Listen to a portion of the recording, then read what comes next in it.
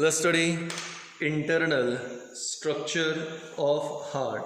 यानी अब हम लोग यहाँ पे हार्ट का इंटरनल स्ट्रक्चर स्टडी करेंगे। एक्सटर्नली जो भी था वो मैं आपको बता चुका हूँ। Now internal structure of heart, जैसे कि हम ऑलरेडी बोल चुके हैं कि हार्ट में कितने चेम्बर्स हैं? 4, 2 ऊपर 2 नीचे। इस बार इस लेक्चर में बहुत बार मैं रिकॉल करूँगा ताकि आपको याद भी हो। हार्ट में चेम्बर 4, 2 ऊपर 2 नीचे, ऊपर के छोटे नीचे के बड़े, ऊपर के ऑरिकल्स। अब मैं यहाँ पे लिख रहा हूँ ऑरिकल, AURICL। मैंने ऑलरेडी कहा आपको कि ऑरिकल को एट्रियम भी कहते हैं और नीचे वाले जो चेम्बर होते हैं उन्हें कहते हैं वेंट्रिकल। तो अब हमारे पास 2 ऑरिकल है, 2 वेंट्रिकल। अब ये जो साइड है जहाँ पे अभी मैंने हाथ रखा है, ये साइड हमारे लिए है लेफ़्ट, तो ये हो गया तुम्हारे लिए लेफ़्ट ऑरिकल, ये हो गया लेफ़्ट वेंट्रिकल। यहाँ पे लिखता हूँ राइट ऑरिकल, ये हो गया राइट वेंट्रिकल। तो इस प्रकार हार्ट में कुल मिलाकर 4 चेम्बर, 2 ऊपर 2 नीचे, ऊपर के छोटे नीचे के बड़े, ऊपर के ऑरिकल्स नीचे के वेंट्रिकल्स। अब यहाँ पे 2 ऑरिकल्स के बीच में, ये ऑरिकल है ऊपर के 2 ऑरिकल्स के बीच में एक पार्टीशन होता है। ये जो पार्टीशन है ये वैसे ही है जैसे कि घर में 2 रूम्स के बीच में एक वॉल होती है या एक पार्टीशन होता है। सो 2 ऑरिकल्स के बीच में ये जो पार्टीशन है, इस पार्टीशन को कहते हैं inter auriculo ventricular, inter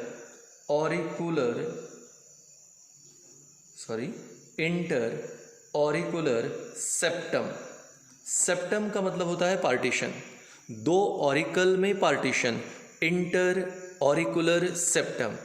exactly वैसे ही 2 वेंट्रिकल के बीच में भी पार्टीशन है और इस पार्टीशन को कहते हैं इंटर वेंट्रिकुलर सेप्टम। तो 2 ऑरिकल में इंटर ऑरिकुलर सेप्टम, 2 वेंट्रिकल्स में इंटर वेंट्रिकुलर सेप्टम। वापस आते हैं पहले पॉइंट पे। हार्ट में चेम्बर 4, 2 ऊपर 2 नीचे, ऊपर के छोटे नीचे के बड़े, ऊपर के ऑरिकल नीचे के वेंट्रिकल। 2 ऑरिकल्स के बीच में partition, inter auricular septum. 2 ventricles में पार्टीशन, इंटर वेंट्रिकुलर सेप्टम। तो वेंट्रिकल्स के बीच में इंटर वेंट्रिकुलर सेप्टम, ऑरिकल्स के बीच में यहाँ पे इंटर ऑरिकुलर सेप्टम। अब आप देख सकते हो कि ऑरिकल्स और वेंट्रिकल्स एक दूसरे से यहाँ पे इस प्रकार ज्वाइन होते हैं बाय अपर्चर।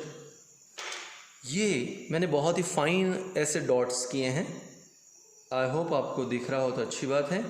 तो ऐसे ये जो डॉट्स किए हैं ये रिप्रेजेंट करेगा कि अपर्चर है। ऑरिकल्स और वेंट्रिकल्स एक दूसरे से एक अपर्चर की मदद से, एक पोर की मदद से ज्वाइन है और इस अपर्चर को कहते हैं inter auriculo ventricular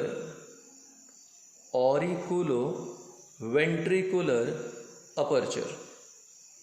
inter auriculo ventricular aperture. अब यहाँ पे ये जो अपर्चर है, यहाँ पे फ्लैप्स होते हैं, यहाँ पे कुछ डोर्स होते हैं। इन फ्लैप को, इन डोर्स को वॉल कहते हैं, VALVE वॉल। राइट साइड में यहाँ पे 3 फ्लैप होते हैं, उसे ट्राइकस्पीड वॉल कहते हैं। जबकि लेफ्ट में यहाँ पे सिर्फ 2 ही होते हैं, यहाँ पे इसे कहते हैं बाइकस्पीड। यहाँ लेबलिंग के लिए जगह नहीं है, आप याद रखिए। यहाँ पे बाइकस्पीड वॉल, इधर ट्राइकस्पीड वॉल। वापस आते हैं हमारे पॉइंट के ऊपर। हार्ट में चेम्बर कितने हो गए? 4, दो ऊपर दो नीचे, ऊपर के छोटे नीचे के बड़े, ऊपर का ऑरिकल नीचे का वेंट्रिकल, दो ऑरिकल के बीच में पार्टीशन इंटर ऑरिकुलर सेप्टम, दो वेंट्रिकल्स में partition inter ventricular septum, auricles और वेंट्रिकल जॉइंट है बाय अपर्चर, क्या है aperture, inter auriculo ventricular aperture. Left side में अपर्चर में दो फ्लैप है ऐसे, ये है पहला ये दूसरा, इसे कहते हैं बाइकस्पिड वॉल। राइट साइड में तीन फ्लैप है ऐसे, एक दो तीन, इसे कहते हैं तीन फ्लैप यानी ट्राइकस्पिड वॉल। तो दो बाइकस्पिड, तीन ट्राइकस्पिड, लेफ्ट में बाइकस्पिड, राइट में ट्राइकस्पिड वॉल। अब देखो यहाँ पे राइट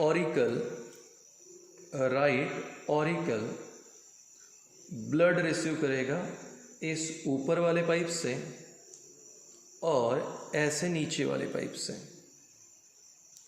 ये जो ऊपर वाला पाइप है इसे हम लोग कहते हैं यहाँ पे सुपेरियर वेना केवा, और ये जो नीचे वाला पाइप है इसे कहते हैं इन्फेरियर वेना केवा।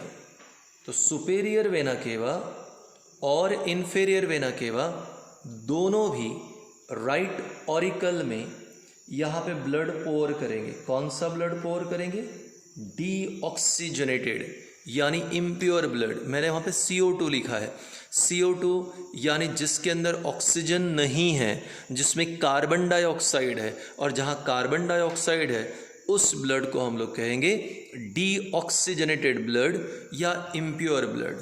लुक एट दिस, ये आपके पास हार्ट का मॉडल आ गया। ये है आपके लिए ऑरिकल, कौन सा ऑरिकल, राइट ऑरिकल, और ये राइट ऑरिकल इस पाइप से कौन सा, सुपेरियर वेना केवा से यहाँ पे रिसीव करेगा deoxygenated blood. Eight the same time, अब किसी को लगता है ये तो यहाँ पे एंड हो रहा है, ऐसा नहीं है, ये पाइप ऐसे आ रहा है। अब मैं यहाँ पे एक्सप्लेन करता हूँ। ये इन्फेरियर वेना केवा, ये इन्फेरियर वेना केवा एक्चुअल में कहाँ तक एक्सटेंडेड है, बैक, लुक एट दिस, ऊपर तक एक्सटेंडेड है।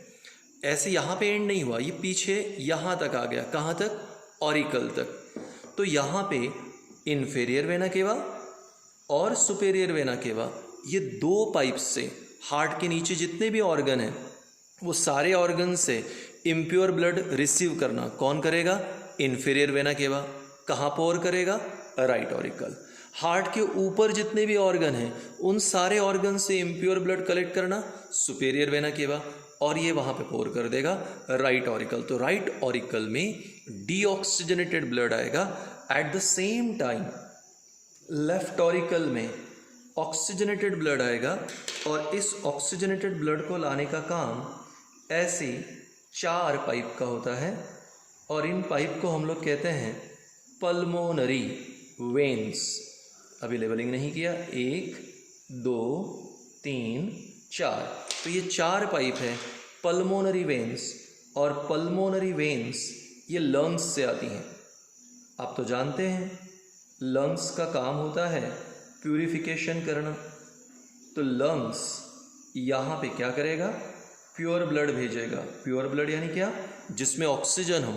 तो यहाँ पे पल्मोनरी वेन्स लेफ्ट ऑरिकल में ऑक्सीजनेटेड ब्लड पोर करेगा, और राइट ऑरिकल में कौन सा आ गया, डीऑक्सीजनेटेड ब्लड। अब तक क्या सीखा, हार्ट में चेम्बर 4, 2 ऊपर 2 नीचे, ऊपर वाले छोटे नीचे वाले बड़े, ऊपर ऑरिकल नीचे वेंट्रिकल, 2 ऑरिकल में partition inter auricular septum, 2 ventricle में partition inter ventricular septum. Auricle और वेंट्रिकल इनमें अपर्चर, अपर्चर का नाम inter auriculo ventricular aperture. Left side में 2 flap bicuspid valve, right side में 3 flap tricuspid valve. Right auricle deoxygenated blood receive करेगा from superior vena cava और inferior vena केवा, heart के ऊपर वाले ऑर्गन से सुपेरियर वेना केवा, हार्ट के नीचे वाले ऑर्गन से इन्फेरियर वेना केवा। तो राइट ऑरिकल में डीऑक्सीजनेटेड ब्लड आया, at the same time left auricle में आएगा ऑक्सीजनेटेड ब्लड, पर ये ऑक्सीजनेटेड ब्लड लाने का काम है पल्मोनरी वेन्स का।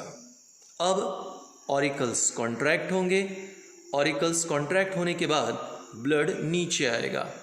अब लेफ्ट ऑरिकल का ब्लड आ गया ऑक्सीजनेटेड लेफ्ट वेंट्रिकल में, राइट ऑरिकल का डीऑक्सीजनेटेड ब्लड आ गया अब राइट वेंट्रिकल में। तो ऑरिकल्स कॉन्ट्रैक्ट हुआ, ब्लड वेंट्रिकल्स के अंदर आ गया। अब यहाँ पर आ गया आपके लिए राइट वेंट्रिकल में, यहाँ पर डीऑक्सीजनेटेड, लेफ्ट वेंट्रिकल में ऑक्सीजनेटेड। सो अब हमारे पास हार्ट में है हमारे लिए 4 चेम्बर, 2 ऊपर 2 नीचे, ऊपर वाले ऑरिकल ये एक और ये दूसरा, और नीचे 2 वेंट्रिकल, 2 ऑरिकल में पार्टीशन इंटर ऑरिकुलर सेप्टम और 2 वेंट्रिकल में पार्टीशन इंटर वेंट्रिकुलर सेप्टम।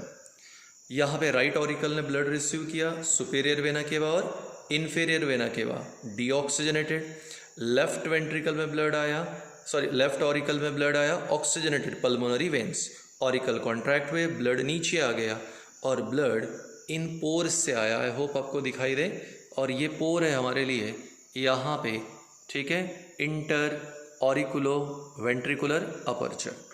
अब वेंट्रिकल्स कॉन्ट्रैक्ट होंगे और ब्लड ऊपर जाने की कोशिश करेगा, पर ब्लड ऊपर नहीं जा पाएगा क्योंकि यहाँ पर नीचे कुछ फाइबर्स होते हैं जो वॉल को ऊपर ओपन होने नहीं देते। यानी जो बाइस्फीड और ट्राइस्फीड वॉल है ये सिर्फ नीचे की तरफ ओपन होता है, ऊपर की तरफ ओपन नहीं होता। यानी वॉल की जो मूवमेंट है ये वन वे है, और उसका रीज़न है कि वॉल को फाइबर्स बंधे होते हैं। इन फाइबर्स को कहते हैं कॉर्डे टेंडिनी। सो कॉर्डे टेंडिनी ऐसे फाइबर्स हैं जो वॉल को हमेशा नीचे की तरफ ओपन होने देंगे, कभी वॉल ऐसे ऊपर ओपन नहीं होगा। सो अब मेरे ये थम्स पे ध्यान दीजिए, ये नीचे जा रहे हैं, ठीक है, it will be like this, नीचे गए तो वॉल हमेशा नीचे ओपन होगा, हाँ कभी ऐसे ऊपर ओपन होने वाला नहीं। तो वॉल का मूवमेंट वन वे होता है, रीज़न कॉर्डे टेंडिनी। तो जब ऑरिकल्स कॉन्ट्रैक्ट हुआ तो ब्लड नीचे आ गया, पर जब वेंट्रिकल्स कॉन्ट्रैक्ट होते हैं तो ब्लड ऊपर नहीं जाता। अब ब्लड ऊपर नहीं गया तो क्यों नहीं गया, तो हमने कहा कि बाइस्फीड और ट्राइस्फीड ये दोनों वॉल क्लोज हो गए, बाइस्फीड और ट्राइस्फीड दोनों वॉल क्लोज हो गए। तो अब अगर वॉल क्लोज हो गए तो ब्लड ऊपर नहीं गया तो फिर गया कहाँ पे, आंसर। अब होता ऐसे हैं कि हमारे पास यहाँ पर इस प्रकार से, अभी मैंने यहाँ पे ड्रॉ किया, जो बीच वाला पोर्शन है जो अभी हमारे काम का नहीं है, इसे मैं थोड़ा सा रिमूव करता हूँ। Now here look at this. अब यहाँ पे लेफ्ट ऑरिकल में ऑक्सीजनेटेड ब्लड था और ये ऑक्सीजनेटेड ब्लड यहाँ पर इस पाइप में चला गया। तो लेफ्ट वेंट्रिकल से एक पाइप निकल रही है, वेंट्रिकल्स कॉन्ट्रैक्ट हुआ, ब्लड ने ऊपर जाना चाहिए, ब्लड ऊपर नहीं गया क्योंकि बाइस्फीड और ट्राइस्फीड वॉल क्लोज हो गए। तो फिर ब्लड गया कहाँ पे, तो आंसर लेफ्ट वेंट्रिकल का ब्लड इस पाइप में गया। आप जानते हो इस पाइप के लिए हमने नाम दिया था सिस्टेमिक आर्टरी, या कुछ लोग इसे सिस्टेमिक एओर्टा भी कहते हैं। और सिस्टेमिक एओर्टा में कौन सा ब्लड आ गया, ऑक्सीजनेटेड, और ये systemic aorta oxygenated blood, pure blood provide करेगा to different body parts. At the same time यहाँ पर जब राइट वेंट्रिकल्स जैसे कॉन्ट्रैक्ट हो रहे हैं तो राइट वेंट्रिकल्स कॉन्ट्रैक्ट होने के बाद यहाँ से भी ब्लड निकला, और वो ब्लड एक पाइप में गया। कौन सा पाइप? तो आंसर है दिस वन, ये पाइप। क्या है पाइप? तो आंसर इस पाइप का पल्मोनरी आर्टरी, शॉर्ट में लिखा है मैंने पल्मोनरी आर्टरी। अब पल्मोनरी आर्टरी जो होती है ये ब्लड को लंग्स को लेके जाती है। बताइए यहाँ पे कौन सा ब्लड है? डीऑक्सीजनेटेड। तो जैसे ही वेंट्रिकल्स कॉन्ट्रैक्ट हुए तो लेफ्ट वेंट्रिकल का ऑक्सीजनेटेड ब्लड सिस्टमिक आर्टरी में गया। सिस्टमिक आर्टरी ने पूरे शरीर को प्योर ब्लड प्रोवाइड किया। राइट वेंट्रिकल में डीऑक्सीजनेटेड है, यानी ये इम्प्योर ब्लड है, इसे प्योर करना है तो कहाँ भेजेंगे? इसे लंग्स पे भेजेंगे। तो जैसे ही यहाँ पे वेंट्रिकल्स कॉन्ट्रैक्ट हुए तो राइट वेंट्रिकल का ब्लड पल्मोनरी आर्टरी में गया। पल्मोनरी आर्टरी ने ब्लड लेकर गया लंग्स को for the sake of purification. अब ज़रा फिगर को देखो और मुझे बताओ कि यहाँ पर हमने पल्मोनरी आर्टरी में 2 ब्रांचेस क्यों दिए? आई होप आपको आंसर मिल गया। हमारे शरीर में लंग्स कितने हैं? 2। ये वाला पाइप एक लंग में जाएगा, ये दूसरे लंग में जाएगा, इसीलिए यहाँ पे 2 ब्रांच है। तो डीऑक्सीजनेटेड ब्लड लंग्स को दिया गया for the sake of purification. अब आगे वाली बात, होता ऐसे हैं कि कई बार अगर लोगों को पूछा गया कि बताइए कि हार्ट में साउंड कौन से आते हैं, तो वो कहते हैं बहुत ही कैजुअली धक धक। आमतौर पे किसी ने ये साउंड सुना नहीं है, पर मूवीज़ वगैरह देखकर उन्हें लगता है कि ये धक धक है। साइंटिफिकली ये साउंड है लब डब। लब डब। अब इमेजिन कीजिए हमारे घर में दरवाज़ा है, मैंने दरवाज़ा ज़ोर से बंद कर दिया तो आवाज़ आती है। वैसे ही जब बाइकस्पीड और ट्राइकस्पीड वॉल क्लोज होते हैं तो हार्ट की पहली साउंड आती है, हार्ट की पहली आवाज़ आती है। इस पहले साउंड को, पहली आवाज़ को कहते हैं लब। तो बाइकस्पीड और ट्राइकस्पीड के क्लोज होने से लब साउंड। जब वेंट्रिकल रिलैक्स होते हैं तो ये दोनों पाइप का ब्लड वापस आने की कोशिश करता है, पर अगेन ये ब्लड वापस नहीं आ पाता क्योंकि इन पाइप में सिस्टमिक आर्टरी और पल्मोनरी आर्टरी, इनके बेस पे वाई शेप वॉल होता है और इस वाई शेप वॉल को कहते हैं सेमी लूनर वॉल। और ये semi lunar wall Y shape ये भी क्लोज हो जाता है और इनकी क्लोजर से दूसरी साउंड आती है, that is called as dub. तो हार्ट की साउंड क्या है? लब डब, लब डब, लब डब। तो लब कब आया? जब बाइकस्पीड और ट्राइकस्पीड क्लोज हो गया। और डब कब आया? जब सेमी लूनर वॉल क्लोज हो गया। अब ज़रा यहाँ पे देखें, इस मॉडल में यहाँ पर आपको ऐसे कुछ धागे दिखाई दे रहे हैं। यही वो धागे हैं जिन्हें हम लोग कहते हैं कॉर्डे टेंडिनी। कॉर्डे टेंडिनी। तो जब वॉल क्लोज होगा, वॉल क्लोज होगा, ठीक है, बाइकस्पीड और ट्राइकस्पीड, तो लब। अब ज़रा देखो, ये है ना वाई शेप, ये वाई शेप है हमारे लिए। यहाँ पे सेमी लूनर वॉल और इसके क्लोज होने से दूसरी आवाज़ आएगी, दैट इज डब। अब वापस देखते हैं, तो बताओ हार्ट में चेम्बर कितने हैं? 4। 2 ऊपर, 2 नीचे। ऊपर के छोटे, नीचे के बड़े। ऊपर के ऑरिकल, नीचे के वेंट्रिकल। अब 2 ऑरिकल, 2 वेंट्रिकल। राइट ऑरिकल में डीऑक्सीजनेटेड ब्लड कौन लाएगा? सुपेरियर वेना केवा और inferior vena cava. Left auricle में ऑक्सीजनेटेड ब्लड कौन लाया? Pulmonary veins. पल्मोनरी वेन कहाँ से आई? लंग्स।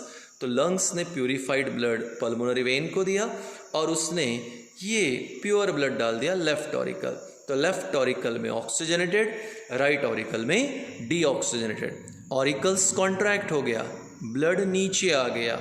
लेफ्ट वेंट्रिकल में ऑक्सीजनेटेड, राइट वेंट्रिकल में डीऑक्सीजनेटेड ब्लड आ गया। अब वेंट्रिकल्स कॉन्ट्रैक्ट होते हैं, ब्लड वापस ऊपर जाने की कोशिश करता है, किधर? ऑरिकल में, पर वो नहीं जा पाता क्योंकि वॉल बाइकस्पीड ट्राइकस्पीड दोनों क्लोज हो जाते हैं और बाइकस्पीड और ट्राइकस्पीड के क्लोजर से साउंड आएगा लब। तो फिर ब्लड ऊपर नहीं गया तो ब्लड कहाँ गया? तो आंसर लेफ्ट वेंट्रिकल का ऑक्सीजनेटेड ब्लड इस पाइप में गया सिस्टेमिक आर्टरी ने, और सिस्टेमिक आर्टरी ने प्योर ऑक्सीजनेटेड ब्लड पहुंचा दिया डिफरेंट बॉडी पार्ट्स को। At the same time right auricle में जो राइट वेंट्रिकल में जो डीऑक्सीजनेटेड ब्लड था वो चला गया ये ग्रीन यानी पल्मोनरी आर्टरी में, और पल्मोनरी आर्टरी ने डीऑक्सीजनेटेड ब्लड प्रोवाइड किया टू डिफरेंट बॉडी पार्ट्स। और इस प्रकार से राइट वेंट्रिकल में जो डीऑक्सीजनेटेड ब्लड था वो पल्मोनरी आर्टरी में गया, और पल्मोनरी आर्टरी ने ब्लड प्रोवाइड किया लंग्स को for the sake of purification. तो राइट वेंट्रिकल का deoxygenated blood, pulmonary artery lungs पे ब्लड लेके जाती हैं for the sake of purification. जब वेंट्रिकल रिलैक्स होते हैं तो दोनों पाइप का ब्लड वापस आने की कोशिश करता है, पर वो भी नहीं आ पाता क्योंकि इसके बेस पे सेमिलुनर वॉल है जो क्लोज हो गया, और उसके क्लोजर से यहाँ पर साउंड आएगा, दैट इज डब। चलो एक बार फिर से फाइनली इन चीज़ों को रिकॉल करते हैं। अब हार्ट और इंटरनल स्ट्रक्चर दोनों हो गया, अब रिकॉल कर रहे हैं, आपको बराबर ध्यान देना है। First position, heart is situated ventrally towards left side within thoracic cage. कैसा दिखता है हार्ट? कोनिकल, ऊपर ब्रॉड, नीचे नैरोअर, कोनिकल। हार्ट कैसे डिफाइन करेंगे? Heart is a pumping organ which pumps the blood throughout the body. Heart myogenic, any structure which is made up of muscles is called as myogenic. Heart का दूसरा नाम cardiac, और इसीलिए heart के doctor को cardiologist. Heart जिन muscles से बनता है, कार्डियक मसल। क्या है स्पेशलिटी? कभी थकते नहीं, कभी रुकते नहीं। हार्ट मेल में बड़ा होता है, फीमेल में छोटा। मेल में 300 से लेके 350 ग्राम, फीमेल में 250 से लेके 300 ग्राम। हार्ट यूजुअली लेफ्ट में है, लीवो हार्ट, और अगर राइट में रहा तो उसे डेक्स्ट्रो हार्ट कहते हैं। आगे हार्ट 4 चेम्बर, 2 ऊपर 2 नीचे, ऊपर के छोटे नीचे के बड़े, ऊपर के ऑरिकल नीचे के वेंट्रिकल। तो 2 ऑरिकल 2 वेंट्रिकल, 2 ऑरिकल को सेपरेट करने वाला इंटर ऑरिकुलर सेप्टम, उसी प्रकार 2 वेंट्रिकल को सेपरेट करने वाला इंटर वेंट्रिकुलर सेप्टम। मॉडल को एक बार देख लेते हैं। ये ऑरिकल है, और ये जो पर्टिकुलर आपको दिख रही है यहाँ पर, ठीक है, ये पार्टीशन है इंटर ऑरिकुलर सेप्टम। यहाँ पर ये देखो, ये वेंट्रिकल 2 वेंट्रिकल में इंटर वेंट्रिकुलर सेप्टम। आगे ऑरिकल और वेंट्रिकल जॉइंट है बाय अपर्चर। अपर्चर को कहते हैं इंटर ऑरिकुलो वेंट्रिकुलर अपर्चर। इन अपर्चर में लेफ्ट साइड में बाइकस्पिड वॉल, राइट साइड में tricuspid valve. 2 flap bicuspid, 3 flap tricuspid valve. आगे अब यहाँ पर right auricle receives deoxygenated blood. Right auricle में डीऑक्सीजनेटेड ब्लड आता है, जिसे लाने का काम है सुपेरियर वेना केवा और inferior vena cava. At the same time left auricle में ब्लड आएगा ऑक्सीजनेटेड, उसे लाएगा पल्मोनरी वेन्स। तो लेफ्ट ऑरिकल में ऑक्सीजनेटेड, राइट ऑरिकल में डीऑक्सीजनेटेड। ऑरिकल्स कॉन्ट्रैक्ट, ब्लड कहाँ पे आया? नीचे वेंट्रिकल में। लेफ्ट वेंट्रिकल में ऑक्सीजनेटेड ब्लड, राइट वेंट्रिकल में डीऑक्सीजनेटेड ब्लड। अब वेंट्रिकल्स कॉन्ट्रैक्ट होगा, वापस ब्लड ऊपर ऑरिकल में जाने की कोशिश करेगा, पर यह नहीं हो पाएगा क्योंकि बाइकस्पीड और ट्राइकस्पीड वॉल क्लोज हो जाएंगे और जिनके क्लोजर से क्या होगा, साउंड क्रिएट होगा। पहला दैट इज लब।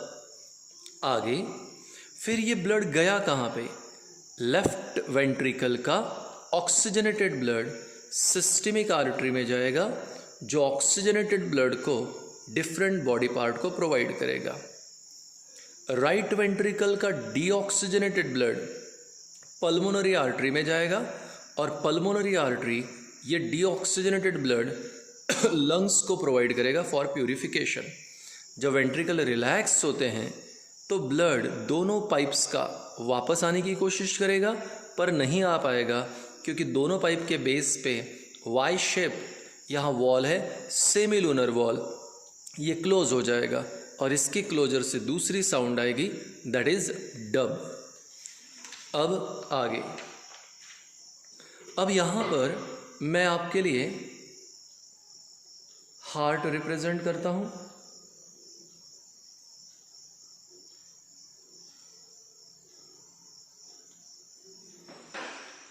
यहाँ पे रिप्रेजेंट करता हूँ बॉडी पार्ट,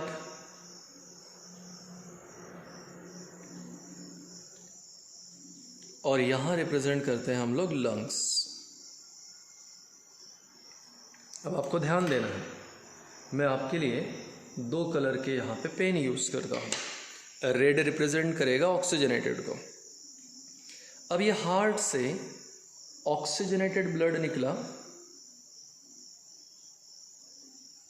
लिख देता हूँ ऑक्सीजनेटेड।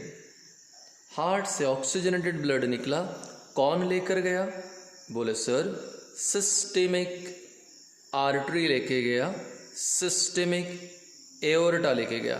तो हार्ट से ऑक्सीजनेटेड ब्लड कहाँ पहुँचा, बॉडी पार्ट, ठीक है। अब बॉडी पार्ट ने ऑक्सीजन को यूज़ कर लिया, क्या छोड़ दिया, बोले सर कार्बन डाइऑक्साइड छोड़ दिया। अब ये डीऑक्सीजनेटेड ब्लड कहाँ से, बॉडी पार्ट से डीऑक्सीजनेटेड ब्लड, क्योंकि शरीर के अलग अलग भागों ने ऑक्सीजन यूज़ कर लिया और कार्बन डाइऑक्साइड छोड़ दिया, तो डीऑक्सीजनेटेड ब्लड हार्ट के पास लेकर आया कौन, सुपेरियर वेना केवा और इन्फेरियर वेना केवा। इस प्रकार हमने हार्ट से शुरुआत की थी और वापस हार्ट पे वह आ गए, तो यहाँ पे एक सर्कुलेशन हो गया। पर आप तो जानते हैं हमने कौन से ब्लड को रिलीज किया था, ऑक्सीजनेटेड। तो लुक एट दिस। अब ये डीऑक्सीजनेटेड ब्लड कहाँ पहुँच रहा है, लंग्स पे पहुँच रहा है। कौन लेके जाएगा लंग्स के पास, पल्मोनरी आर्टरी, पल्मोनरी आर्टरी। तो हार्ट से डीऑक्सीजनेटेड ब्लड पल्मोनरी आर्टरी लेकर गया, कहाँ पे, लंग्स। क्यों लेकर गया, सर लंग्स का काम है ब्लड को प्यूरिफाई करना। अब लंग्स ने ब्लड को प्यूरिफाई किया और प्यूरिफाई करके ऐसे ऑक्सीजनेटेड ब्लड को वापस प्रोवाइड कर दिया, कहाँ पे, हार्ट। कौन लेकर आया इसे, पल्मोनरी वेन्स।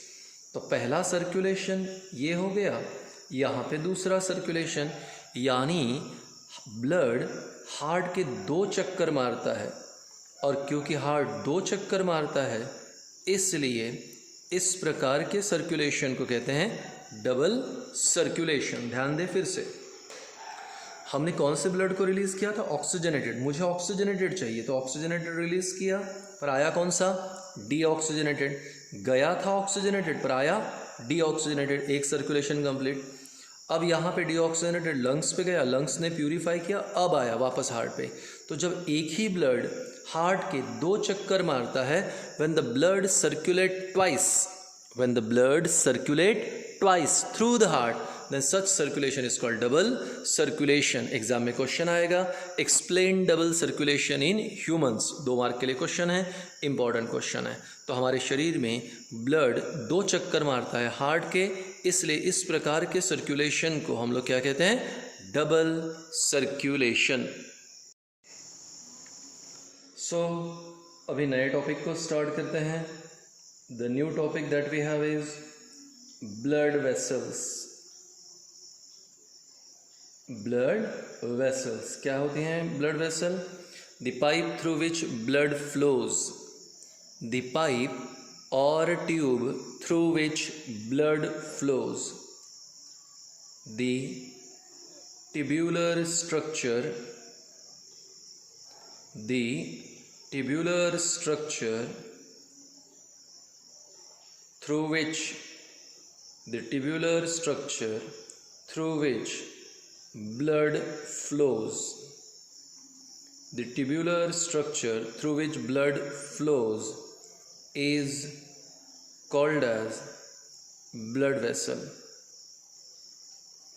तो ऐसे ट्यूबुलर स्ट्रक्चर जिनसे ब्लड फ्लो होता है तो उसे ब्लड वेसल कहते हैं।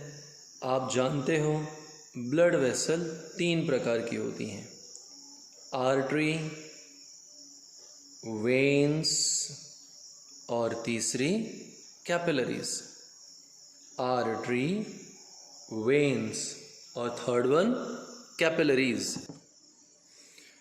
तो चलिए अभी आर्टरीज और वेन्स के डिफरेंस देखते हैं। बहुत सारे लोग इसकी डेफिनेशन गलत बोलते हैं, इसलिए आपको बराबर ध्यान देना है। What do you mean by artery? तो आंसर है द पाइप और the tube which starts from heart and goes towards body part. The tube which starts from the blood vessel which starts from heart and goes towards body part is called artery. ये अकेली correct definition है। When का उल्टा, the blood vessel which starts from body part and goes towards heart. The blood vessel which starts from body part and goes towards heart is called vein. तो पहला जो blood vessel heart से शुरू होती हैं body part पे जाती हैं, आर्टरी। जो बॉडी पार्ट से शुरू होती है और हार्ट की तरफ आती है वो वेन। दूसरा, usually artery carry oxygenated blood. आमतौर पे आर्टरी में ऑक्सीजनेटेड ब्लड होता है, हर बार नहीं, आमतौर पे हमने कहा usually arteries carry oxygenated blood, usually veins carry deoxygenated blood. तो वेन्स में डीऑक्सीजनेटेड ब्लड है, आर्टरीज में ऑक्सीजनेटेड ब्लड है। तीसरा point, arteries are thick, veins are thin. Arteries काफ़ी थिकंड होती हैं, वेन्स थिन वॉल्ड होती हैं। Fourth point, arteries have more pressure. Arteries में ब्लड प्रेशर ज़्यादा होता है और यही वो रीज़न है कि आर्टरीज की जो वॉल होती है वो थिकंड होती हैं। वेन्स जो होती हैं इसमें प्रेशर लेस होता है और यहाँ प्रेशर लेस होने के कारण ही उसका थिकनेस कम होता है, यानी वो थिन वॉल्ड होती हैं। Arteries are deeply embedded. Arteries हमारे शरीर में अंदर तक दबी होती हैं, बाहर से दिखती नहीं हैं, जबकि वेन्स आर सुपरफिशियल। अब मैं थोड़ा सा जो है हेल्दी हो गया हूँ, इसलिए यहाँ पर मेरी वेन्स नहीं दिख रही। अगर मैंने ऐसे हाथ किया और इस प्रकार का मूव किया तो आप अपने हाथों को देखो, आपके यहाँ पे हाथ पे ऐसे कुछ लाइनिंग्स दिखाई देंगी ग्रीन कलर की। तो जो लाइनिंग्स दिखेगी ना आपको ग्रीन कलर की, यही लाइनिंग्स से बेटा हमारे लिए वेन्स। तो अगर आप दुबले पतले हो तो आपके हाथ पर डेफिनेटली ऐसे लाइनिंग्स दिखेगी, वो वेन्स। तो वेन्स ऊपर होती हैं, मतलब सुपरफिशियल। आर्टरी अंदर होती हैं, वो दिखती नहीं। सो ऐसा पाइप, ऐसा ब्लड वेसल जो हार्ट से शुरू होता है बॉडी पार्ट पे जाता है आर्टरी, जो बॉडी पार्ट से शुरू होता है हार्ट की तरफ जाएगा उसे वेन। यूजुअली आर्टरी वहाँ पे ऑक्सीजनेटेड ब्लड, यूजुअली वेन्स में डीऑक्सीजनेटेड ब्लड। आर्टरीज थिक है, वेन्स थिन है। आर्टरीज में प्रेशर ज़्यादा, वेन्स में प्रेशर कम, arteries deeply embedded, veins superficial. अब इंपॉर्टेंट है, ध्यान दें। एक्सेप्शन यानी इसे छोड़कर, आपको याद है हमने कहा था पल्मोनरी आर्टरी, पल्मोनरी आर्टरी जब राइट वेंट्रिकल कॉन्ट्रैक्ट हुआ था, राइट वेंट्रिकल कॉन्ट्रैक्ट हुआ तो ब्लड डीऑक्सीजनेटेड कहाँ गया? Pulmonary artery. अब वो तो आर्टरी है, पर pulmonary artery carries deoxygenated blood.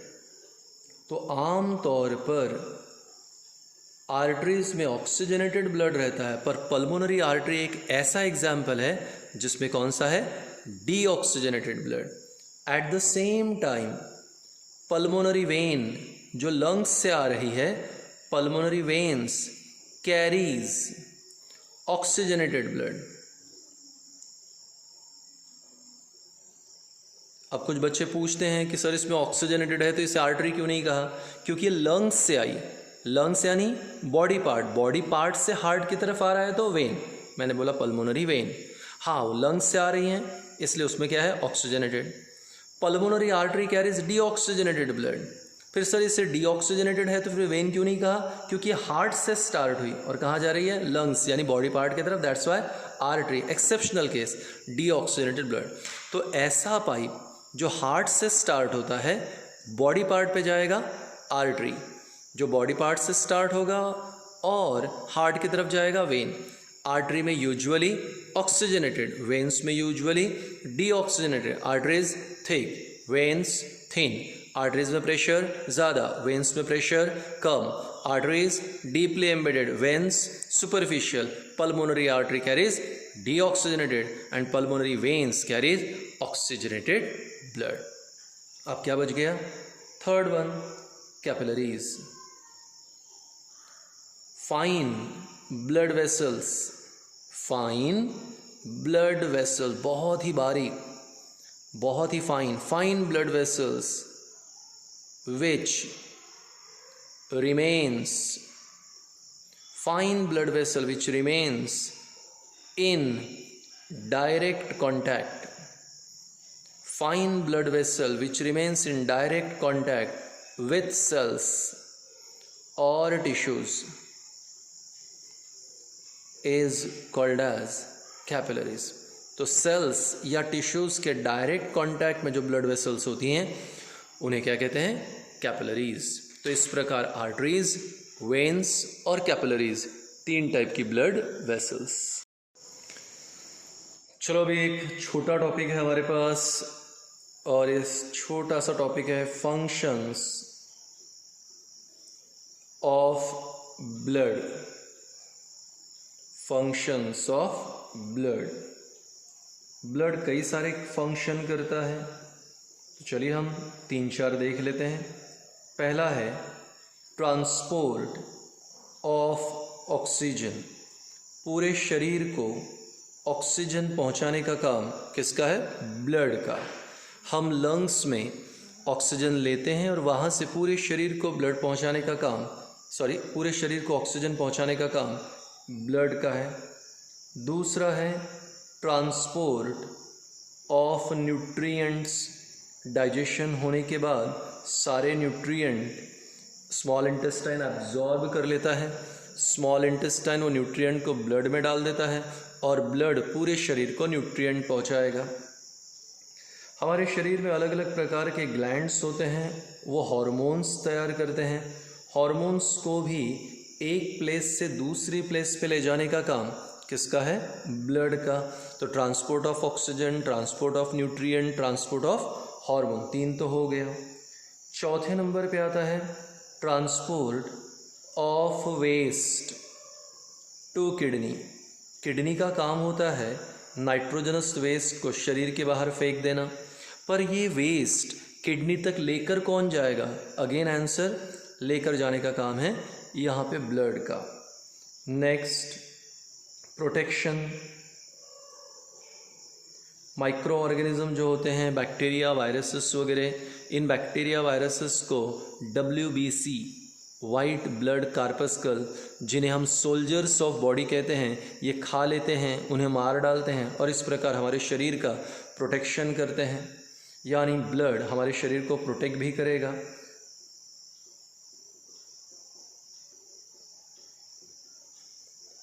Maintenance of temperature, हमारे बॉडी का 37 डिग्री सेल्सियस ये टेम्परेचर मेंटेन करने का काम ये भी ब्लड का है। तो ब्लड इस प्रकार अलग अलग प्रकार की फंक्शन करेगा। Transport of oxygen, transport of nutrient, transport of hormone, transport of waste to kidney, protection, maintenance of temperature. आप जानते हो हमने कहा था 9th स्टैंडर्ड में, क्योंकि 9th में ऑलरेडी हो गया, ब्लड एक लिक्विड कनेक्टिव टिश्यू है। Blood is a liquid connective tissue.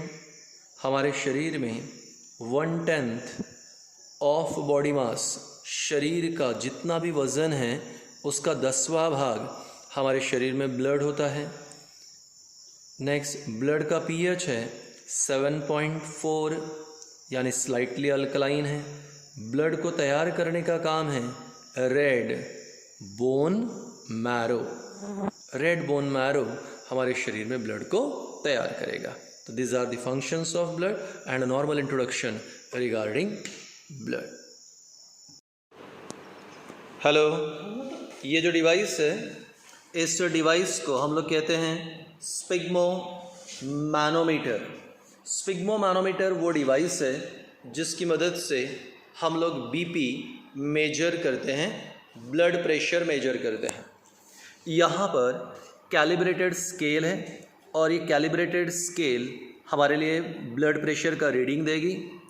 यह ट्यूबिंग्स है जिसमें ये एक बलून है जिसको प्रेशर करने पर, पंप करने पर हाथ में प्रेशर क्रिएट होगा। ये बेल्ट है जिसे कफ कहते हैं, जिसे हम हाथ पे बांधेंगे। यहाँ पे ये मेरा हाथ है और इस मेरे हाथ पे यहाँ पर जो आर्टरी होती है हाथ पे, उस आर्टरी पे हम बीपी को मेजर करेंगे। तो जिस आर्टरी पे हम ब्लड प्रेशर मेजर करते हैं उसे ब्रांचियल आर्टरी कहते हैं। जिस डिवाइस से मेजर करेंगे उसे हम लोग कहते हैं स्पिग्मोमैनोमीटर। तो चलो देखते हैं कैसे बीपी मेजर होता है।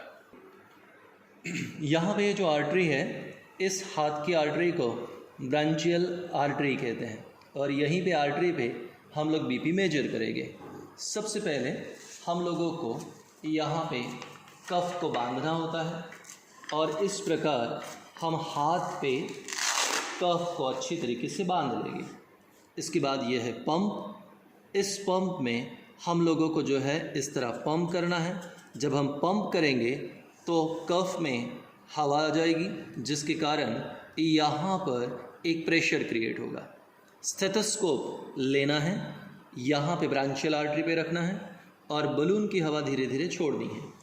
इस कैलिब्रेटेड स्केल पर फाइनली हमें रीडिंग मिलेगा, जिस रीडिंग की मदद से हम बीपी को फाइंड आउट कर सकते हैं। क्लासरूम में जब हम प्रैक्टिकल करेंगे तब हम आपको लाइवली बीपी बता देंगे।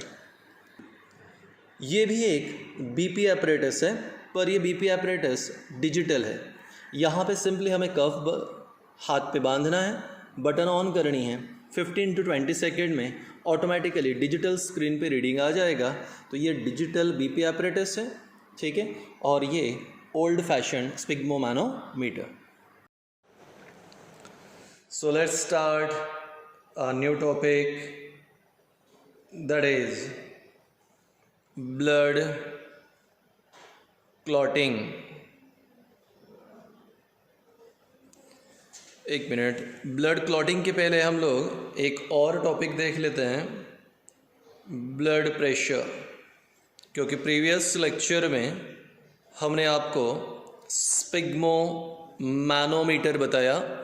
Sphygmomanometer, that means the device which is used to measure blood pressure. Now focus here, blood pressure क्या होता है? blood pressure, pressure exerted by blood, pressure exerted by blood on the walls of artery, on the boundaries of artery।